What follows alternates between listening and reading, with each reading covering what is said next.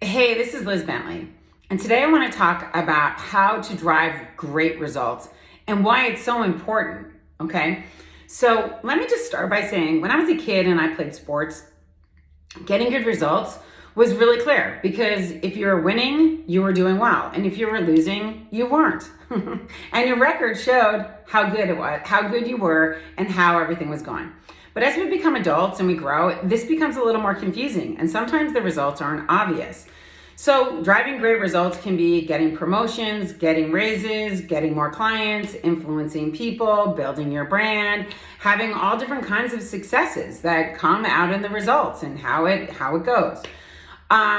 So I see people really get stuck in trying to drive results and in looking at their successes.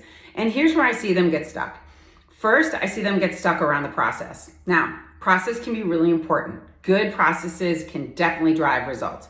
But some people get so focused on working on the process, they completely forget to measure if that process is driving the result they want.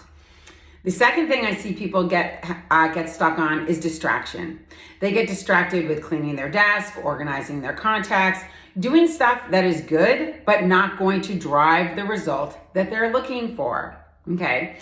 The third thing is, of course, excuses. We always see excuses. Don't have enough time, enough money, enough experience, you name it, the skill set, the excuses that get in their way, and then they say they can't get the result because of that.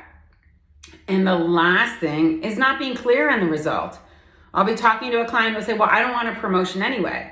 So I'll say, well, why are you working so hard? Like, what are you driving toward then? It's okay if you don't want the promotion, but what are you driving towards? And often when I ask that question, they'll say, I don't know. So you should always know what you are doing all this hard work for. It could be just the result of getting better at your trade, at your skill.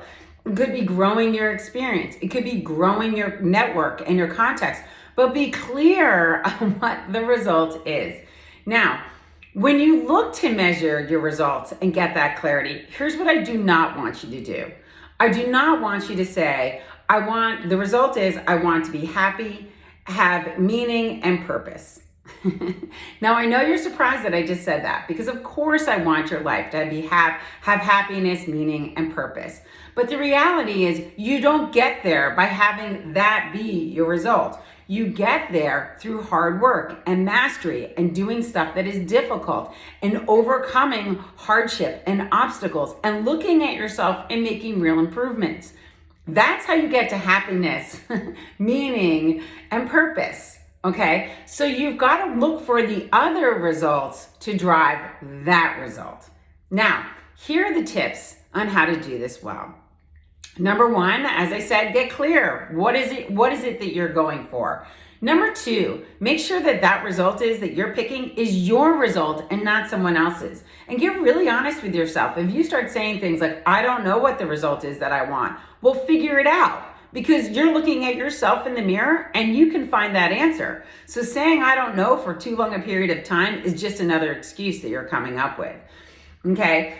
Number three, let's look at the win-loss column. How you doing? What are the losses? What's not going well? And what are your wins? Lean into your wins and fix those losses. Fourth, get those excuses out of the way. You'd be amazed at how they crop up in all these different ways. Get those excuses out of the way. There is no one who is stopping you from being the best version of yourself and driving whatever result that you want. So look at those results, figure it out, and you can do this. Thanks, and see you next Tuesday.